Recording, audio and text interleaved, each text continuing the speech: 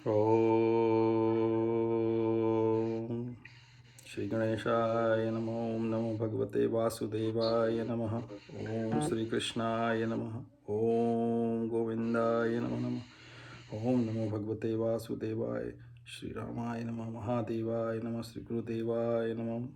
देवाय नमः। ओम। तो आखिरी अध्याय तक हम लोगों ने इसमें स्कंद पहला अध्याय 3 का 15वां मंत्र तक हमने किया था। वहीं से आगे चलते हैं। रूपम सह जग्रहे मात्स्यम चाक्षुष उदधि संप्लवे नाभि आरोप्य महिमय्याम अपात वैवस्वतम मनु। जब चाक्षुष मनु के युग के बाद पूर्ण जल प्रलय हुआ और सारा जगत जल में डूब गया, तब भगवान मत्स्य के रूप में प्रकट हुए और वैवस्वत मनु को नाव में रखकर उनकी रक्षा की। यहाँ पे वही भगवान का मत्स्य अवतार का उल्लेख आ गया कि भगवान का जो मत्स्य अवतार किस लिए हुआ था। जो अपनी पृथ्वी है वो पूरी तरह से जलमग्न हो गई थी। उस वक्त जलमग्न होने से पहले प्रलय, जिसको बोलते हैं ना, पूरा प्रलय जैसा आया था, तब सब कुछ जल में मग्न हो गया था। तो उसमें उस वक्त प्रभु जो हैं उन्हें उसकी अच्छी कथा है इसके अंदर कि भगवान आते हैं और जो उस वक्त राजा रहते हैं उनको पूरा सामग्री लेके उनको बोलते हैं कि आप एक नाव में रख दीजिए। और उसमें बहुत डिटेल में इसका उल्लेख है, वो हम आगे भी देखते हैं। लेकिन यहाँ पे उसका जो है पूरा का पूरा उन्होंने एक हाई लेवल पे बता दिया कि एक भगवान ने किस तरह मत्स्य के रूप में क्यों प्रकट हुए थे। तो उसमें सब कुछ वो रखते हैं नाव के अंदर, सारी के सारे वेद रखते हैं, उनके जितनी भी सामग्री होती है, बीज होते हैं, जो कुछ भी होते हैं, जीव जंतु होते हैं, वो सब राज्य में उनको रख के वो पूरे एक मनवंतर तक भगवान उसको अपनी मत्स्य रूप में जो उनकी मुंह होता है उससे वो रस्सी से बांध के उसको प्रलय का जो जल होता है उसके अंदर भगवान लेके घूमते रहते हैं उस समय तक, जब तक कि वो प्रलय समाप्त नहीं हो जाता। सुर असुराणाम उदधिम मथ्यनाम मंदराचलम दग्ध्रे कमठ रूपेण पृष्ठे एकादशे विभु। भगवान का 11वां अवतार कच्छप के रूप में हुआ, जिनकी पीठ भगवान ब्रह्मांड के आस्तिकों तथा नास्तिकों द्वारा मथनी के रूप में प्रयुक्त किए जा रहे मंदराचल पर्वत के लिए आधार बनी थी। फिर भगवान का कच्छप अवतार होता है। कच्छप अवतार में उसकी कथा भी आगे आएगी। उस वक्त देवताओं और राक्षसों के बीच में जो जल होता है, ब्रह्मांड के जल के बीच में महेंद्र पर्वत को वो लोग तो ये ब्रह्मांड का जल है कि ये समुद्र है? कौन से जल में समुद्र? नहीं, ये वाला जल जिसको हम सोचते हैं कि ये अटलांटिक ओशियन का या पैसिफिक ओशियन का, वो नहीं है। ये नहीं है वो, क्योंकि उसके लिए वो, इसलिए मेरा ऐसा मानना है, मतलब मैं अपन इसके ऊपर विचार कर सकते हैं कि क्या ये जल हो सकता है क्या, क्योंकि ये तो इन लोगों ने इसका बताया नहीं है कि ये कौन सा जल है। लेकिन क्या है, पूरा ब्रह्मांड ही जलमग्न है ना।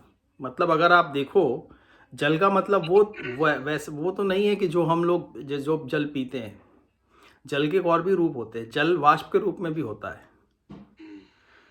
मतलब अगर समुंदर, ये जो अभी हम देख रहे हैं बाहर, तो जितना भी जिसको बोलो ना कि मॉइस्चर है अंदर, वो जल ही तो है, वो भी जल है। तो ब्रह्मांड का जल जो है, पूरा ब्रह्मांड ही वास्तव में जिस तरह से बताया है शास्त्रों के अनुसार, वो सब कुछ जल के अंदर ही है। और भगवान ये ओरिजिन वाला जल है, जहाँ पे अंड जब सबसे पहले प्रकट हुआ, तो वो जिस जल में प्रकट हुआ, ये उस जल की बात है कि वो अलग है?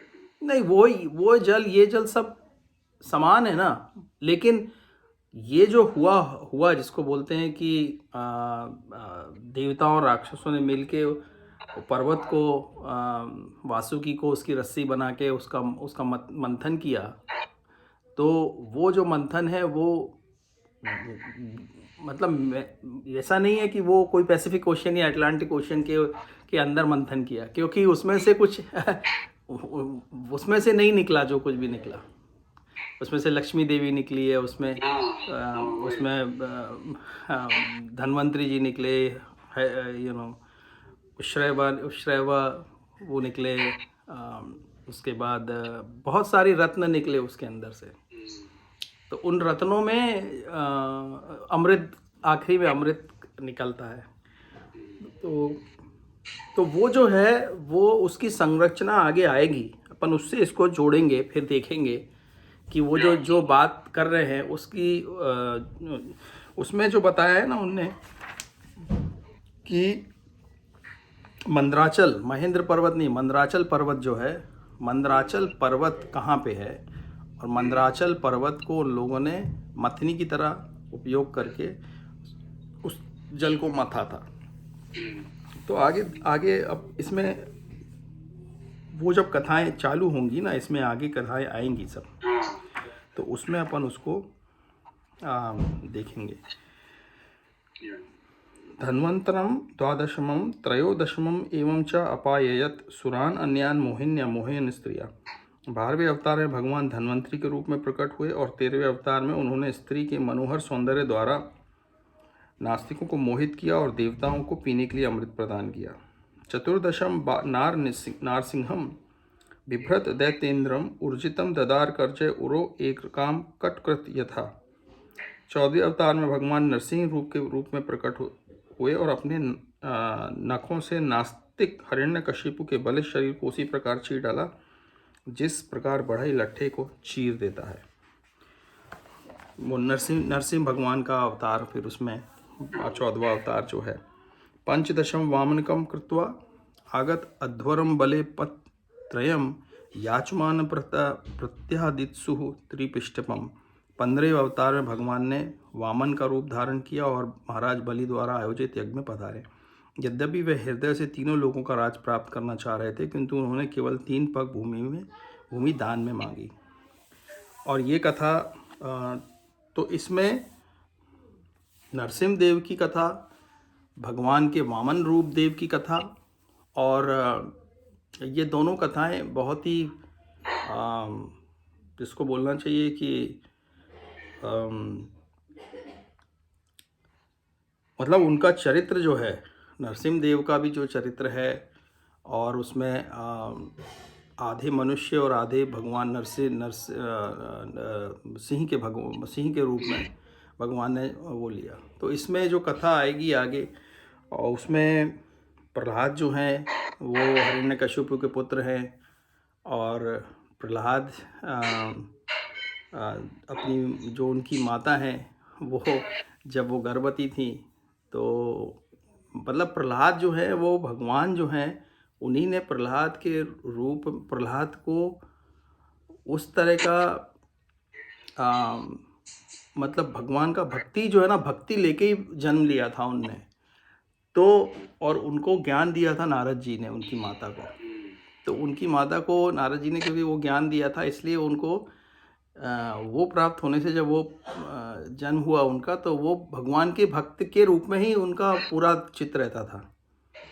लेकिन उनके जो पिता थे, उनके पिता जो थे वो हिरण्यकशिपु, वो भगवान विष्णु से द्वेष रखते थे, और उनको वो ये मानते थे कि मैं ही इस जगत का सर्वे सर्वा हूँ, और वो भगवान विष्णु को मतलब वो ख़त्म करना चाहते थे। तो फिर वो उनको जब ये पता चलता है, बहुत अच्छी सुंदर कथा है आगे इसमें, लेकिन अपन थोड़ा उसके ऊपर चर्चा कर लेते हैं कि जब उनको पता चलता है कि उनका पुत्र जो है भगवान विष्णु की पूजा करता है, भगवान विष्णु को ही सब कुछ मानता है, तो फिर वो जो है उनको बहुत तरह से सताने की कोशिश करते हैं, उनको मरवाने की कोशिश करते हैं। लेकिन प्रहलाद जी जो है क्योंकि सदा भगवान का ध्यान चिंतन मनन करते रहते हैं वो, तो जितनी भी और ये है ना, मनन चिंतन से यही होता है, स्मरण से, यही भक्ति वो करते थे।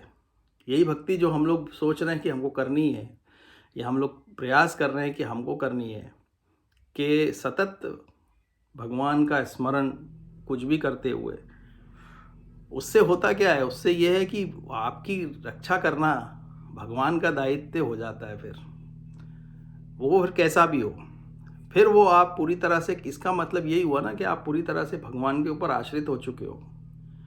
हर चीज़ का, जीवन का आपका जो कुछ भी होना है वो भगवान की इच्छा के अनुसार होना है। अगर कोई तकलीफ़ आएगी, कोई मुसीबत आएगी, कैसा भी आएगा, तो भगवान का, उनको हिरण्यकशिपु ने प्रहलाद जी को मारने के लिए उनको बहुत बहुत कोशिश की, उनको आग के उसमें डलवा दिया, उनको जहरीले सांपों के कुएं में डलवा दिया, उनको मतलब बहुत कुछ, उनकी जो है वो होलिका जो है, होलिका की गोद में बिठा के उनको आग लगा दी, तो होलिका खुद चल गई। सोचो, जिसको ये वरदान था कि अग्नि उसको जला नहीं सकेगी, लेकिन भगवान ने उसको वहाँ भी बचाया। उसके बाद भी हिरण्यकशिपु को ये समझ में नहीं आया कि स्वयं भगवान ही इनकी रक्षा कर रहे हैं।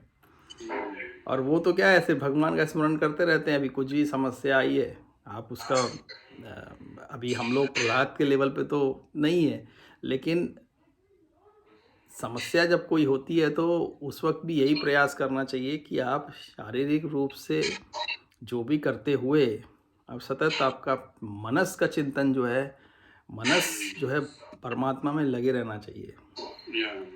तो उससे क्या होता है कि ये आगे जो उसका होना जो नहीं होना है अपने साथ, वो सब परमात्मा की जिम्मेदारी है। अब आगे वो हमारे अनुकूल हो, प्रतिकूल हो, फिर वो हमें उसको एक्सेप्ट, फल के रूप में उसको स्वीकार करके करना पड़ता है। किसी को अगर कोई भयंकर बीमारी हो जाए और वो अपना सब तरह से भी उपचार कराए, जैसे तैसे भी दुनिया के अच्छे अच्छे डॉक्टरों के पास जाए, जो कुछ भी करे, तो भी उसका जो फल आने वाला है, वो भी जो कर रहा है, डॉक्टर्स भी कर रहे हैं, वो किसी के हाथ में तो है ही नहीं ना। वो फल जो है सही आएगा नहीं आएगा, बेचारे कितने लोग कैंसर से मर जाते हैं, इलाज करवाते हैं अपना, कई लोग बच जाते हैं, कई लोग मर जाते हैं, दोनों ही लोग इलाज कराते हैं, लेकिन दोनों ही लोगों का जो फल आया है वो उनके, सब तो चाहे वो सभी यही करके कोशिश करते हैं कि ठीक हो जाए वो, लेकिन नहीं होते। कुछ लोग नहीं होते, कुछ लोग हो जाते हैं। तो फल जो है अपने हाथ में नहीं है, इसीलिए वो जो समय है, जिस समय में वो समस्या से गुजर रहा है, जा रहा है, उस समय पे मन का चिंतन, उस समय भी, मतलब जब सब कुछ ठीक है जीवन में तब तो, और जब सब अनुकूल नहीं है तब भी भगवान का ही चिंतन करते हुए आदमी को समय निकालना चाहिए, क्योंकि वो समय उसका व्यर्थ नहीं गया। और वो अपने, क्योंकि मन से भगवान का चिंतन कर रहा है उस वक्त भी, और करता ही है मजबूरी में। तो आप देखो ना, सांसारिक व्यक्ति भी जब सुख होता है तब भगवान का स्मरण नहीं करते वो लेकिन जब दुख होता है तो मजबूरी में करना पड़ता है, मजबूरी में फिर वो स्मरण करना पड़ता है उनको। और हर तरह से मनुष्य कोशिश करता है कि मैं किसी सिद्ध पुरुष के पास, किसी बाबा के पास चले जाऊं, कोई मेरी समस्या को वो कर दे। तो वो कोशिश यही करता है कि सांसारिक रूप से जो कर रहा है वो करने के बावजूद उसका मन का चिंतन भगवान के, या भगवान के भक्तों के, बाबा लोग भी भगवान के भक्त ही हैं, जो भगवान दे देते हैं, वो तो उदार हैं, वो बहुत, जैसे साईं बाबा हैं उदार हैं ना, दे देते हैं। नीम करोली बाबा हैं, बड़े उदार हैं वो लोग। तो वो ये नहीं देखते कि भगवान शिव की तरह है। उनके यहाँ कोई भी आता है वो ये नहीं देखते कि ये अच्छा आदमी है, बुरा आदमी है वो आए अच्छे, उनके उसके पास तो वो दयालु होते हैं, वो दे देते हैं, वो बोलते हैं कि चलो इसकी, मतलब वो भी एक अलग ही वो रहते हैं। सोचो आप, वो कभी ऐसे नहीं करते कि भेद नहीं करते वो लोग। जो आया उनके पास भगवान शिव के पास राक्षस जाते हैं, सारे राक्षस वहीं जाते हैं, भगवान विष्णु के पास नहीं जाते, क्योंकि भगवान विष्णु इस बात का वो बहुत ख्याल रखते हैं कि ये इसके लिए अच्छा है या नहीं है। वो भगवान विष्णु पिता की तरह होते हैं ना।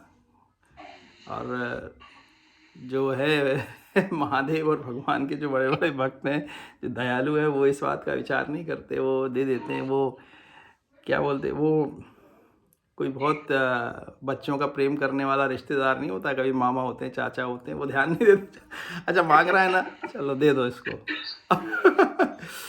अब उसमें उसका आगे अगर वो इतना उसका बच्चे का इतना अगर उसमें उतनी समझदारी नहीं है, और अगर वो क्या बोलते हैं उसका मिसयूज़ करेगा और उसको बुरा फल आएगा, तो फिर यही समस्या जो है ना सब जगह पे, इसलिए जो है ना वो उदार रहते। तो उस वक्त तो को करते ही हैं लोग। कहने का मतलब है कि उस वक्त तो भगवान का स्मरण मुसीबत में, तकलीफ़ में, बुरे समय में मनुष्य करता ही है, लेकिन वो उसको भक्ति नहीं बोल सकते। मतलब वो एक प्रकार की, क्योंकि अब दुखी में आदमी कर रहा है। दुख में क्या होता है कि वो सब जगह खुद कोशिश करता है। वो ऐसा नहीं होता कि भगवान शिव के पास जाके ही पूजा करेगा, फिर कुछ समय उसका समस्या काम नहीं बनेगा, 2-4 दिन 5 दिन, फिर वो दूसरी जगह कोशिश करेगा, फिर वो साईं बाबा के पास, देवी के पास, फिर हनुमान जी के पास, मतलब अलग अलग। इसलिए कृपालु जी महाराज का एक कभी मैं प्रवचन सुन रहा था, तो वो एक बार बोल रहे थे कि ये जो भक्ति है, जिसको वो बोलते थे कि अहेतुकी भक्ति करनी चाहिए। भक्ति 2 प्रकार की, उन्होंने बोला अहेतुकी। अगर आप हेतु की भक्ति करेंगे, हेतु की भक्ति मतलब आप भगवान के पास किसी हेतु से जाएंगे कि भगवान मेरा ऐसा कर दो, मेरा वैसा कर दो, तो वो आपको नास्तिक बना के छोड़ेगा। इतना बोला उनने। और वो इसीलिए कि उनने क्या बोला है कि पहले आप जाएंगे किसी एक देवता के पास, हो सकता है आपका काम वहाँ बने ना बने, फिर आप जाएंगे दूसरे जिस देवता से काम नहीं बनेगा, उस देवता के प्रति तो आपका वो हो जाएगा, खुशी नहीं होगी। आज आप कभी देखना, आप लोग ऐसे भी मैंने लोग देखे 1 साल 2 साल साईं बाबा की वो करते हैं, उनके हर चीज़ साईं बाबा का करते हैं, शिरडी जाते हैं, ये वो, फिर तीसरे चौथे साल जो है वो नीम करोली बाबा के पास चले जाने लगते हैं। बोले क्या हुआ साईं बाबा के, बोले यार वो काम नहीं बना यार अपना। तो मतलब जब काम बनता है तो वो एक देवता की पूजा तब तक करते हैं जब तक वहाँ काम बनता है, और जब काम उनका नहीं बनता है तो फिर वो जो है दूसरे की करते हैं। तो इससे क्या होता है कि जहाँ पे भी काम नहीं बनता है उनके प्रति आपके मन में द्वेष पैदा होता है, उस देवता की भक्ति करने के प्रति द्वेष पैदा जब तक, तो ये क्या करेगा, ये जो है ना मनुष्य को जो है उसकी वो कर देगा, उसको नास्तिक बना देगा ना। तो ये यहाँ पे इसीलिए उनने ये बोला है कि, तो हम भी यही बोलते हैं कि जब जैसे प्रहलाद जी भगवान महाराज ने सतत भगवान का स्मरण किया, प्रहलाद जी हमारे लिए जो है ना एक प्रकार से हमारे आदर्श हैं, वो कि भक्ति कैसे करनी चाहिए, मतलब प्रहलाद जी जैसी भक्ति करनी चाहिए। मतलब मुझे तो यही लगता है कि भक्ति अगर कोई करे तो प्रहलाद जी जैसी करनी चाहिए। उनने अपने पिता को भी, मतलब उनने सांसारिक संबंधों को, अगर वो गलत रास्ते पे हैं तो उनने उनको, पहले तो प्रहलाद जी ने अपने पिता को छोड़ा नहीं, छोड़ के जंगल जा सकते थे, किसी के भी आश्रम में अपना बना सकते थे, बालक तो थे वो, लेकिन वो उनके पास किसी चीज़ की कमी नहीं थी ना, और समझदारी तो थी, लेकिन उनने अपने पिता को नहीं छोड़ा, वो भी अपने पिता का भी भला चाहते थे, लेकिन उनने अपने पिता को सही मार्ग पे लाने की कोशिश की, क्योंकि उनको मालूम था कि सन्मार्ग यही है। सांसारिक दृष्टि से भी अगर कोई अपना रिश्तेदार अपन को लगता है कि अपने वो नास्तिक है या भगवान के का विरोध करता है, तो हम तो यही बोलते हैं कि उनको छोड़ने के बजाय हमको कोशिश करनी चाहिए कि वो भी सही मार्ग पे आ जाए।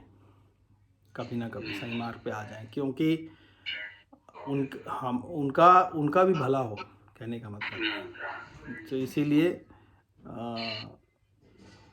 वही उनने किया, उन्हें छोड़ के गए नहीं।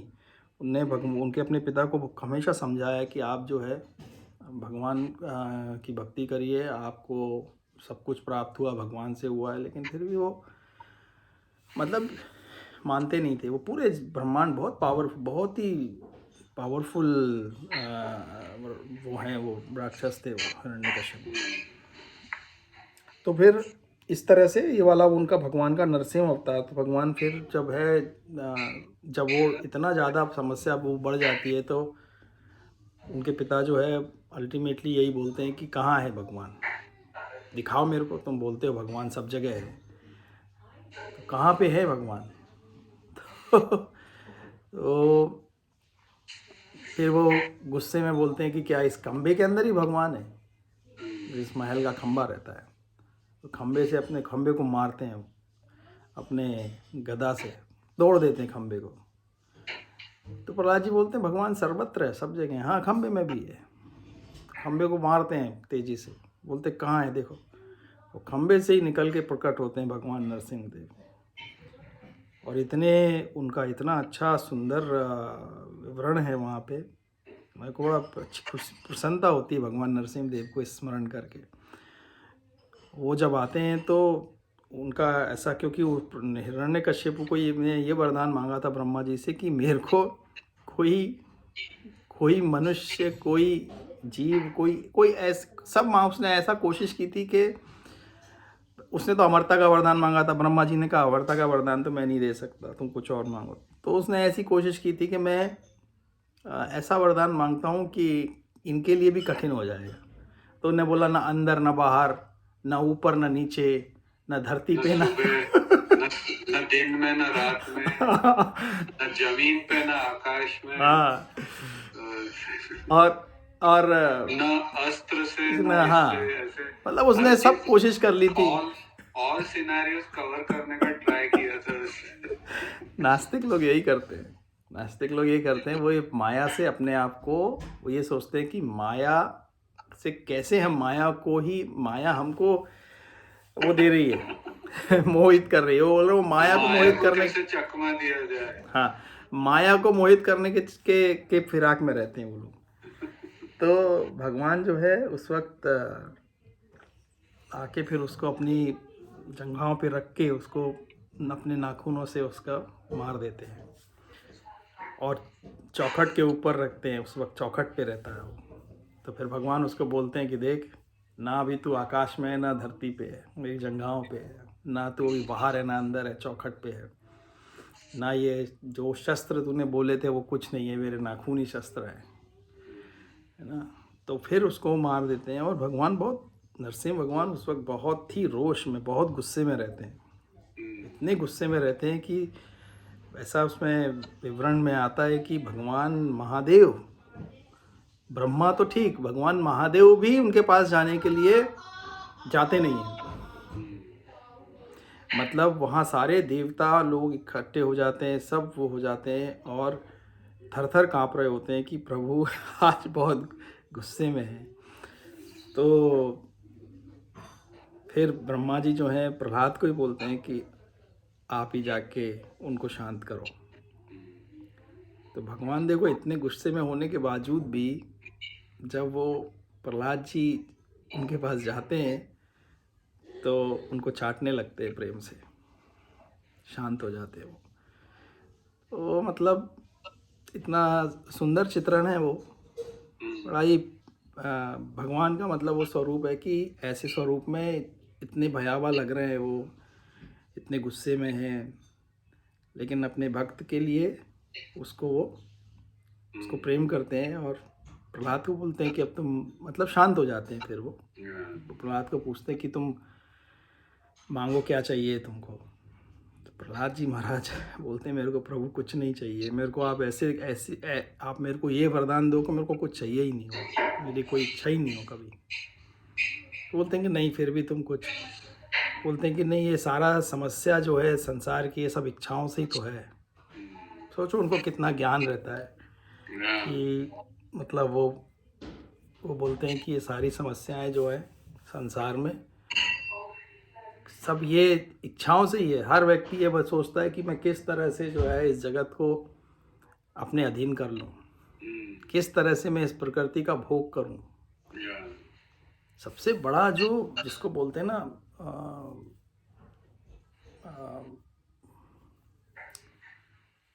समस्याएं, जितनी समस्याएं हैं उसका सबसे बड़ा कारण बस यही है। अगर हम इस पर सोचें, विचार करें कि आफ्टर ऑल इसी संसार में इतनी समस्याएं जो है, इस जगत में इतना कुछ जो समस्याएं हैं, उसका कारण क्या है? उसका कारण सिर्फ यही है कि हर व्यक्ति, हर जीव, उसके अंदर एक ये इच्छा है कि किस तरह से मैं अपनी इस प्रकृति का दोहन कर सकूं, इस प्रकृति को अपने अधीन कर सकूं। और ये प्रकृति जो है, जो जीव प्रकृति के अंदर स्थित है, जिसको उस प्रकृति से बना है, वो उत्पन्न हुआ है, उसी को कैसे कंट्रोल कर सकता है वो? Yeah. और करके मतलब उसकी फाइनल इच्छा क्या है? उसको अपना पूरा, उसका जिसको बोलते हैं ना, अंतिम उद्देश्य क्या है उसका? अंतिम उद्देश्य उसको यही प्राप्त करना है कि किस तरह से मैं भगवान बन जाऊं। मतलब मनुष्य तो, अपन तो दूसरे जीवों को छोड़ देते हैं क्योंकि चलो वो नहीं, लेकिन मनुष्यों के अंदर यही एक वो है कि मैं किस तरह से भगवान बन जाऊं, और ये इस प्रकृति को मैं किस तरह से इसके ऊपर अपना प्रभाव रख सकूं, इसको अपने हिसाब से चला सकूं। और यही पूरी साइंटिफिक कम्युनिटी की भी कोशिश है। कर रहे हैं ना, हम एनर्जी को यूज़ करते हैं। देखो आप कितने प्रकार से एनर्जी का उपयोग करते हैं, अलग अलग तरीके से। और वो ये कोशिश में रहते हैं कि हम इस एनर्जी को किस तरह से अपने हिसाब से चला सकें। उनकी यही कोशिश है कि हम किस तरह से अमर बन सकें इस प्रकृति के अंदर। लेकिन ये जो है, ईश्वर के साथ रहने के कारण आत्मा को जो भी अनुभव होता है कि पूरा ईश्वर का ही पूरा उसका स्वरूप उसको अनुभव होता है, यानी कण कण में ईश्वरीय, यानी पूरा उसी के कंट्रोल में है। तो उसी अनुभव को ध्यान में रखते हुए या उसी अनुभव को याद करते हुए या उसी के ट्रैक पे चलते हुए मनुष्य वही करने जाता है, बट उसका मार्ग बहुत ही छोटे लेवल का है। But is it that desire कि उसी को वो इस तरीके से फुलफिल करने का ट्राई करता है? हाँ, मतलब जो आप बोल रहे हो ना कि उसके अंदर ये जो है ना इच्छा, क्योंकि हम भगवान के ही स्वरूप में हैं। हमारा जो शरीर, ये मटेरियल शरीर की मैं बात नहीं कर रहा हूँ, मतलब जो हमारा तत्व है, हमारा जो मूल तत्व है, वो भगवान का अंश है। और मूल तत्व के वैसे तो कोई गुण नहीं है, लेकिन मूल तत्व से जो गुण धारण करता है तो मूल तत्व जो है वो पूर्ण तरह से मुक्त है, आत्मनिर्भर है, वो किसी चीज़ के ऊपर निर्भर नहीं है, वो परम है। मतलब उसके ये प्रकृति मूल तत्व पे निर्भर करती है। मतलब ये जो कुछ भी है ये उस मूल तत्व से बना हुआ है, ठीक है? हम लोग भी उस मूल तत्व से बने हुए हैं। तो क्योंकि हमारे अंदर वो ही गुण जो भगवान के हैं वही हमारे भी हैं, तो हम यही कोशिश करते हैं, ये नेचुरली हमारे अंदर आता है। लेकिन यहाँ पे एक कैच ये है कि जब आप गुणमय हो गए तो आपने अपने मूल तत्व से, आप जो है जिसको बोलते हैं ना अच्युत, भगवान कृष्ण को अच्युत नाम से बोलते हैं, वो अपनी स्थिति से च्युत नहीं होते। मतलब वो अपनी स्थिति से गिरते नहीं, कभी गिरते नहीं। तो जो अपनी स्थिति से नहीं गिरा, इसका मतलब है कि वो अपने मूल स्वरूप में है। परमात्मा जो है वो अपने मूल स्वरूप में है। इवन गुण धारण करने के बाद भगवान श्री कृष्ण ने गुण धारण अगर करके आते हैं तो भगवान श्री कृष्ण ने क्या बोला, मैं अपने मूल तत्व से तब भी हटे नहीं, वो कभी नहीं हटते, राइट? तो हम लोग क्या है, हट चुके हैं। तो अब अगर हम अपने मूल तत्व से हट चुके हैं तो हमको हम वो संभव ही नहीं है कि आप प्रकृति के ऊपर अब अपना प्रभाव जमा सको, पूर्ण कंट्रोल कर सको प्रकृति के ऊपर, अनलेस भगवान चाहे तो। वो एक इसमें वो है कि परमात्मा अगर आपको बोले, परमात्मा खुद करना चाहे, जैसे परमात्मा आते हैं ना, ऐसे कई अवतार हैं भगवान के जिसमें भगवान ने भगवान श्री कृष्ण का अवतार में तो भगवान ने परफेक्ट कंट्रोल दिखाया है। श्री कृष्ण को पूर्ण अवतार क्यों बोलते हैं? भगवान को इसलिए बोलते हैं क्योंकि भगवान ने ये दिखाया कि मैं देखो किस तरह से पूरी तरह से मैं इसका शासक हूँ। वो जैसे चाहे प्रकृति को चला के उन्हें दिखाया भी, समय तक को रोक दिया उन्हें ऐसे ऐसे कार्य करके दिखाए। मनुष्य रूप में होते हुए भगवान ने ऐसे ऐसे कार्य दिखाए, और ये केवल भगवान के लिए संभव है और किसी के लिए संभव नहीं है। मतलब उन्हें अपनी इच्छा से प्रकृति को चलाया, तो इसका मतलब केवल भगवान ही वो कर सकते हैं और कोई नहीं कर सकता। कोई उसके पास उतनी शक्ति नहीं है किसी के पास। तो यही मतलब हमको, इसलिए तो हमको भगवान कृष्ण को हम लोग पूर्ण अवतार मानते हैं, भगवान मानते हैं। उनने बोला भी कि हाँ मैं परमात्मा हूँ, मैं भगवान हूँ।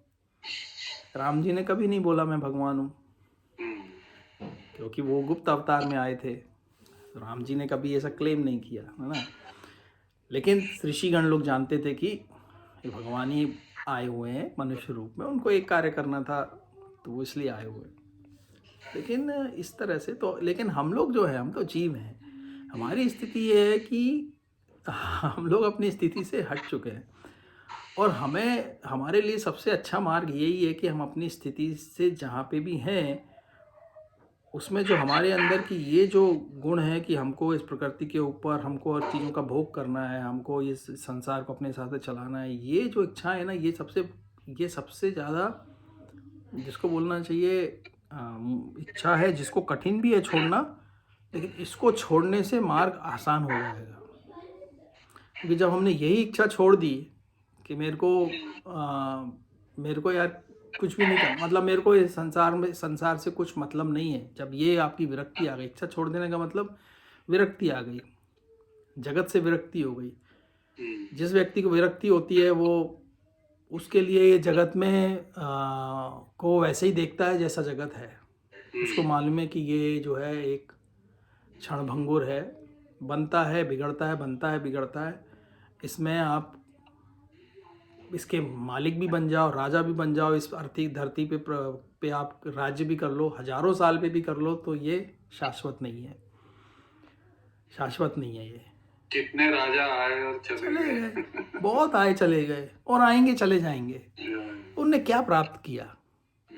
कहीं आप मुझे बताओ।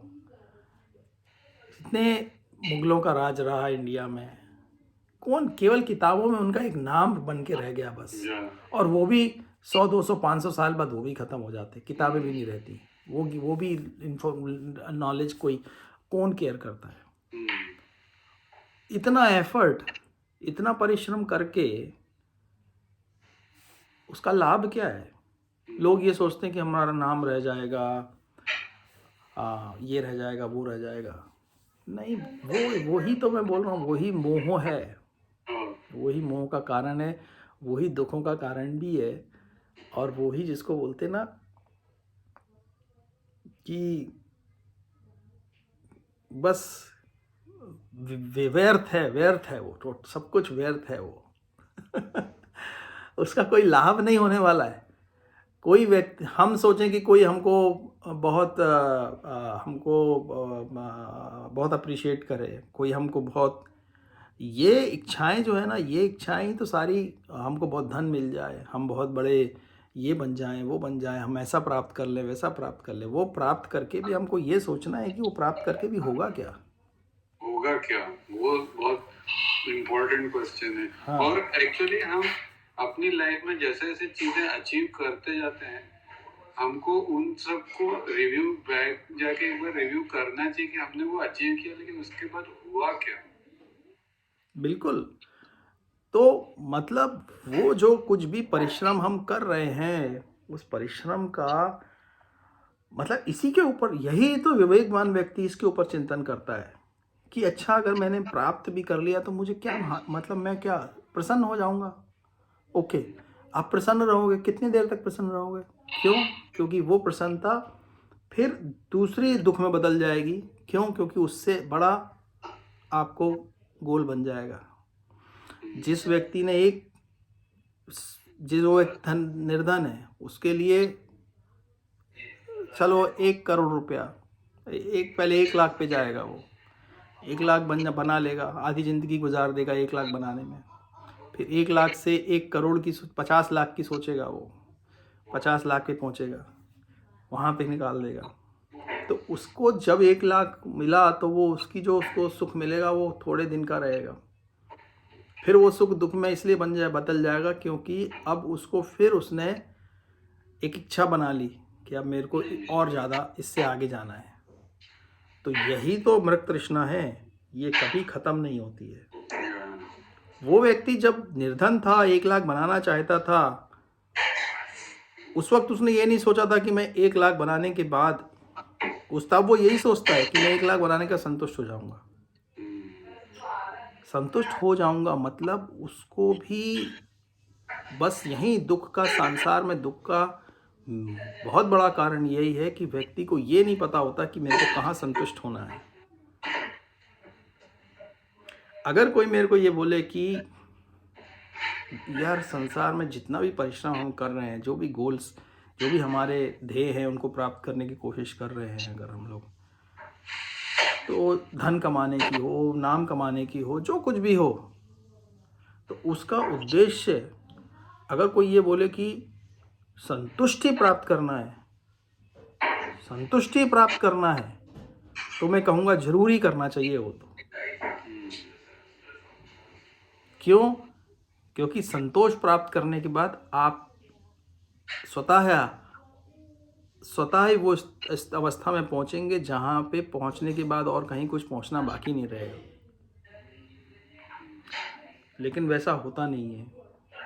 क्यों? क्योंकि व्यक्ति वहां पहुंचता है, फिर वहां से और आगे जाना चाहता है, उसका जीवन अंत तक आ जाता है, फिर भी उसके पास ये बाकी को बहुत कुछ रहता करने के लिए।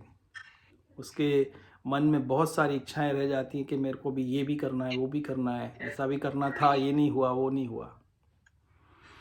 फिर अगले जन्मों में फिर वो जाके फिर कोशिश करता रहता है और यही चलता रहता है। और वो भगवान के एंगल से सोचो तो पहली इच्छा चलो ठीक है पूरी कर दो, लेकिन दूसरी इच्छा चलो पूरी कर दो, लेकिन भगवान भी कितनी इच्छाएं पूरी करेगा, आदमी की इच्छाएं तो कभी खत्म ही नहीं। इच्छाएं कभी खत्म नहीं होती। तो हाँ, वही चीज़ है कि इच्छा जो है ना कभी खत्म नहीं होती, और इच्छाएं आदमी को एक दुख से बड़े महान दुखों का कारण बनती जाती हैं। ऐसा भगवान ने भगवत गीता में और भागवत में। जनरल लिविंग में तो ऐसा भी होने लगता है कि लोग ऐसा बोलते हैं कि तुम तो बेकार आदमी हो, तुम्हारी अगर कोई इच्छा ही नहीं है तो। हाँ, अभी हमारा पूरा कल्चर आप जाके देखो, इसी के ऊपर अपने सपनों को जियो, अपने ऐसे करो वैसे करो, तो करो ना, लेकिन आप ये भी विचार करो कि उन सपनों को प्राप्त करके क्या आप संतुष्ट हो जाओगे? इस बात पे कोई विचार नहीं करता कि हाँ मुझे ये कार्य करना है और मुझे ये प्राप्त हो गया तो मैं संतुष्ट हो जाऊंगा। इसका ये मतलब नहीं कि मैं वहाँ रुक जाऊंगा। उसको ये लगता है कि मैं संतुष्ट हो जाऊंगा तो रुक जाऊंगा। यहीं पे उसको उसके ऊपर विचार करना चाहिए। इनफैक्ट आप कोई भी कार्य करें संतुष्ट रहते हुए करें तो जीवन में हर चीज दिव्य हो जाएगी अपने आप ही, स्वतः ही हर कार्य दिव्य होगा। और संतुष्ट होकर आप करेंगे तो, क्योंकि आप अपने लिए नहीं, आपको अपने आप स्वतः ही भगवान को अर्पण होता रहेगा, वो कर्म भगवान को अर्पण होता रहेगा, तो आत्म को जो तृप्ति मिलनी है, आत्म को जो आनंद मिलना है, संतोष मिलना है, वो स्वतः ही उसको मिलता रहेगा। जो पाना है उसको वो पहले से ही उसके पास है। ये सारा जो है ना ये पहले से ही उसके पास है, तो मतलब लेकिन ये चीज़ पुरुषार्थ से भी प्राप्त नहीं की जा सकती। वही है, कोई आदमी बोले कि शांति, तो शांति पुरुषार्थ से प्राप्त नहीं की जा सकती। वही एक है ना, मतलब धन से तो आप पुरुषार्थ से प्राप्त कर सकते हो, आप स्वास्थ्य भी अपना बना सकते हो पुरुषार्थ से, बहुत कुछ अच्छा। लेकिन क्या पुरुषार्थ से किसी का प्रेम जीता जा सकता है?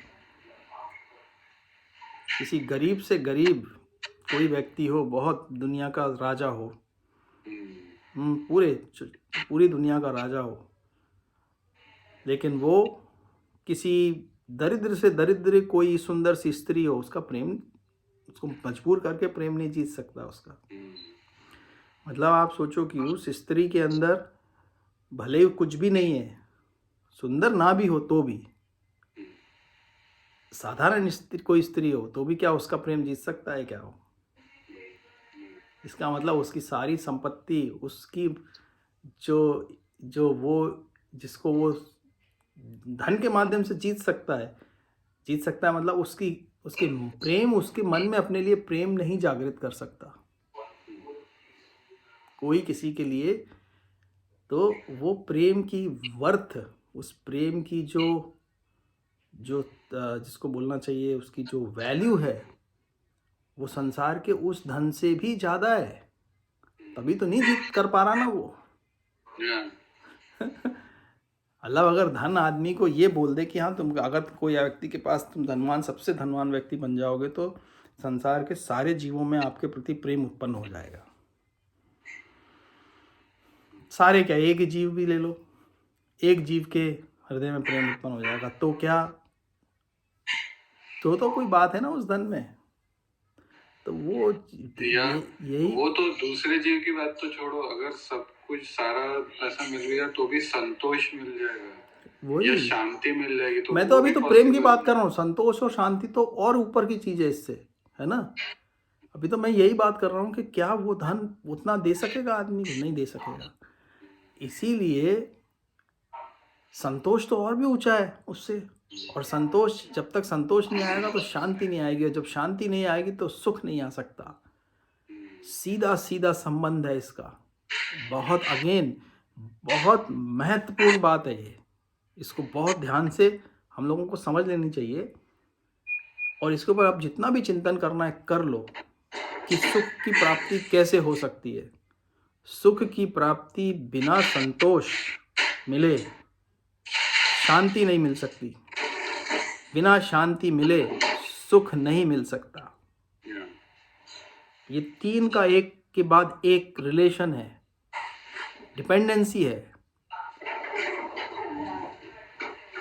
मतलब सुख, तो संतोष से शांति और शांति से सुख। भगवत गीता में भगवान ने सीधे बोल दिया, भगवान श्री कृष्ण ने, देखो कितना गहरी बात बोली है। बोले अर्जुन, जिसके पास शांति नहीं है उसको सुख की प्राप्ति कैसे हो सकती है? संभव कैसे है? असंभव है वो।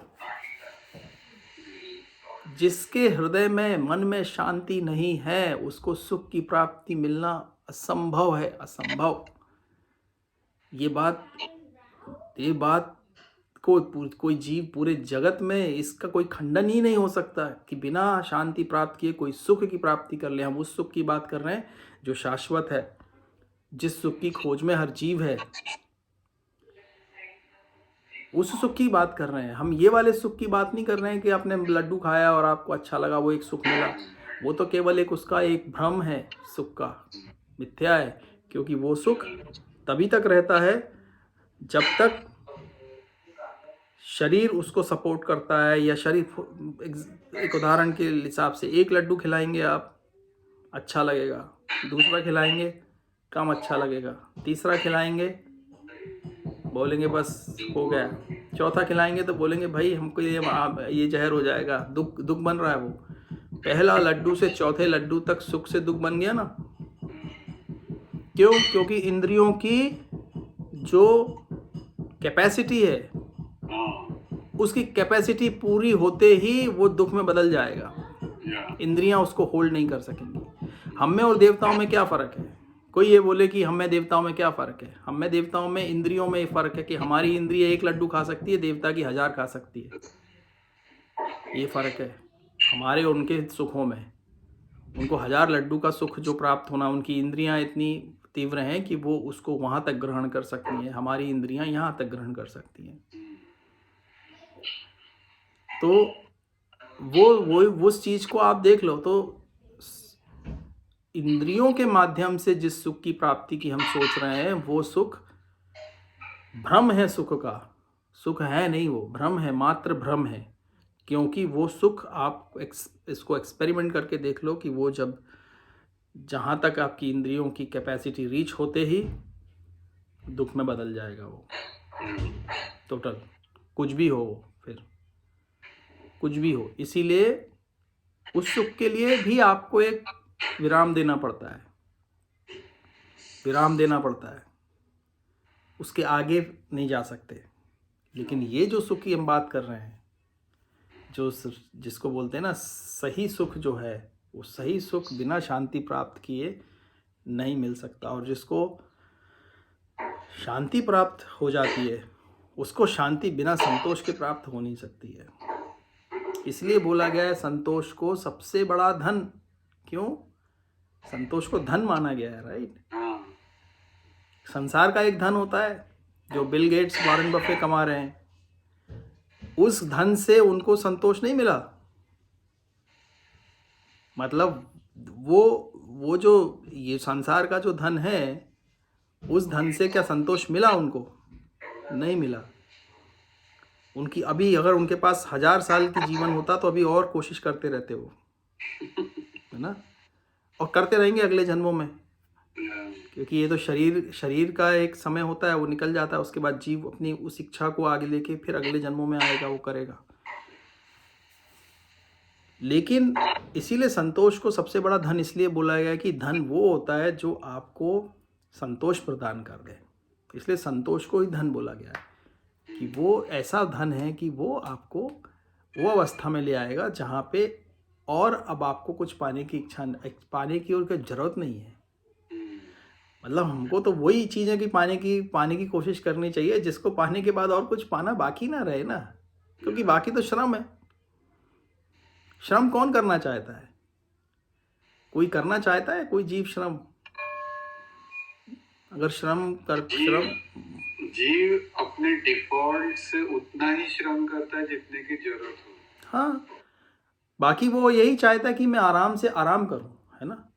श्रम करके आदमी क्यों इतना श्रम करके, जितने भी संसार में भी जो लोग बहुत श्रम कर रहे हैं वो यही करते हैं ना कि यार मैं कहीं ऐसा, फिर मैं आराम से जाके, ऐसे एक वो कहानी है कि एक बहुत धनवान व्यक्ति एक मछुआरे के पास जाता है, वो मछली मारता रहता है। उसको पूछता है कि तुम क्या कर रहे हो? बोले मछली मार रहा हूँ। बोले अच्छा। तो वो मतलब उसने तुमने सुनी होगी शायद वो, कि वो उसको बोलता है कि इसका तुम मतलब फिर इसका क्या करोगे? मछली करके मैं बेचूंगा, करूँगा, धन कमाऊँगा, धन कमा के मैं फिर बहुत बड़ा अपना फ़िश का बिज़नेस चालू करूँगा, फिर बिज़नेस से और पैसा आएगा मेरे पास, फिर बहुत पैसे से मेरे पास मैं सब संपत्ति खरीद सकूँगा, धन, बड़ा घर, बड़ी गाड़ी, बड़ा जो कुछ मुझे मेरे मतलब इंद्रियों के सामान को इकट्ठा कर सकूँगा बेसिकली, है ना, भोग के सामान को।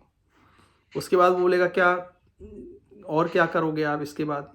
तो वो अल्टीमेटली वो यही बोलता कि फिर मुझे अच्छा लगेगा। मतलब ये सब पाने के बाद फिर मैं आराम से बैठ के फिशिंग करूँगा। तो अभी तो यही कर रहे हो। मतलब वो सब करने के बाद आप बस फर्क कितना है, अभी जो फिशिंग कर रहे हो अतृप्त अवस्था में कर रहे हो, तब तुम ये सोचते हो कि तुम तृप्त होके करोगे। वही कार्य कर रहे हो, एक कार्य में तृप्त होके कर रहे हो, सेटिस्फाइड, संतोष प्राप्त करके कर रहे हो, और एक कार्य असंतुष्ट होके आप चालू कर रहे हो। इतना लंबा प्रोसेस, और अल्टीमेटली वही है, सेम चीज। वही है कि केवल सारा परिश्रम मन की स्थिति को बदलने के लिए ही तो है। सारा परिश्रम जो है जगत का, वो इस मन की स्थिति को बदलने के लिए है कि मैं किस तरह से अपनी जो भी इच्छाएं हैं, उनको इच्छाएं जो है ना वो आदमी को दौड़ाती रहती हैं, इधर से उधर दौड़ाती रहेंगी। लेकिन वो इच्छा ही अगर, और इच्छा कोई आदमी पुरुषार्थ से भी ख़त्म नहीं कर सकता। पुरुषार्थ से इच्छाओं को ख़त्म नहीं किया जा सकता। आप किसी व्यक्ति को ये बोल दो, अपन ने इतना सब सत्संग किया, राइट, अपन ये बोल रहे हैं इच्छाओं को मार सकता है आदमी या रोक सकता है, लेकिन वो फिर से उभर के आएगी वापस। यही माया का सबसे वो, क्यों? पुरुषार्थ से आप क्या क्या नहीं कर सकते, किसी का प्रेम प्राप्त नहीं कर सकते। पुरुषार्थ से आप इच्छाओं को भी ख़त्म नहीं कर सकते। मतलब इच्छाएं जो हैं, और कोई व्यक्ति ये बोले कि मतलब समझो कि बहुत सा कोई कोशिश कर रहा है बहुत कुछ प्राप्त करने की और उसने प्राप्त नहीं किया, तो वो ये मन में सोच सकता है कि यार जाने दो, यही इसका सहारा ले ले वो कि यार तो, लेकिन दैट इज नॉट इच्छा खत्म होना। वो तो सिर्फ उसको क्या है, अपने आप को सांत्वना दे रहा है वो कि मेरे को है ना, जिसको बोलते हैं ना कि नहीं प्राप्त हुआ तो चलो ठीक है ना, कोई बात नहीं। लेकिन मैं that is not Santosh, that is not end of discourse। हाँ, मतलब अगर वो इस बात को समझ ले या तो, लेकिन उसके अंदर अगर इच्छा तब भी है, वो ऊपरी तरह से बोल दे कि नहीं यार मैं संतुष्ट हूँ, चलो मेरे को नहीं मिला ना कोई बात नहीं, ऐसा बहुत विरले, अंगूर खट्टे हैं वाली बात है। हाँ, लेकिन वो भी विरले होते हैं, वैसे लोग नहीं होंगे वैसे। लेकिन कहने का मतलब है कि वो फिर भी मन के अंदर कहीं ना कहीं उसको ये लगता है कि नहीं यार मुझे एक बार तो मेरे को हाँ वो चीज़ प्राप्त करनी है। तो वही है कि इतना लंबा समय हमने तय किया हुआ है अपने पूर्व जन्मों से अभी तक, कि हमारे पास इतनी इच्छाएं का सामान है, इतना कुछ बैगेज है कि एक दिन में आप उसको ड्रॉप ऐसे नहीं कर सकते। तो फिर हमारे पास क्या सोल्यूशन है, मतलब हमको क्या करना चाहिए फिर? अभी हम बोलते हैं कि भक्ति करो भगवान की, तो मतलब मेरा वही मानना है कि इस बात को जानने के बाद आप अपना कर्म करते रहो, लेकिन अपने सुख का स्रोत स्वयं को बनाओ। सुख का स्रोत उसके ऊपर निर्भर मत होने दो। ये मत सोचो कि मेरी इच्छा पूर्ण होगी तो मुझे सुख मिलेगा। आप ये मान लो कि मेरे सुख जो है वो मेरे पास पहले से ही है। अब मुझे जो ये कर्म इच्छाएं पूरी करनी है, तो आप इच्छाओं को मतलब आप अपना, जैसे ही आप ये सोच लेंगे, हम लोग ये सोच लेंगे कि नहीं मैं अपना जो मुझे कुछ प्राप्त करना है उसका मैं वहाँ से हटा के स्वयं के अंदर वो सुख प्राप्त करने लगूँ। पहले से ही सुख क्यों आज से मिल सकता है, हमको इतना समय क्यों वेट करना है? वो तो पहले से ही आपके पास है। जो चीज़ पहले से ही है उसी को पाने के लिए फिर कोलू के बैल की तरह स्टार्ट करना है, वहाँ से इतने चक्कर लगाते रहेंगे, वहीं चक्कर लगाते रहेंगे, और उसको ये नहीं मालूम कि रुक जाने में ही मेरी मुक्ति है। मतलब कोलू के बैल का क्या है, कोलू के बैल एक ऐसा बैल है, अपन लोग जो है ना कोलू के बैल हैं, ऐसे बैल हैं जिसके गले में रस्सी नहीं है,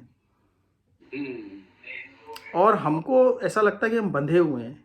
एक बीच में एक कोलू के बैल को देखा होगा कि वो है ना, एक बीच में कोलू रहता है जो गोल गोल घूमता रहता है, और ये बंधा रहता है उससे, और इसको इसका मालिक इसको इससे बांध देता है, और वो उसकी इच्छाएं उसको चलाती रहती हैं, चलता रहता है और अनवरत चलता रहता है, पूरी ज़िंदगी वो वहीं चलता रहता है, वहीं, ठीक है। लेकिन उसके मालिक ने ना तो उसको कोई रस्सी से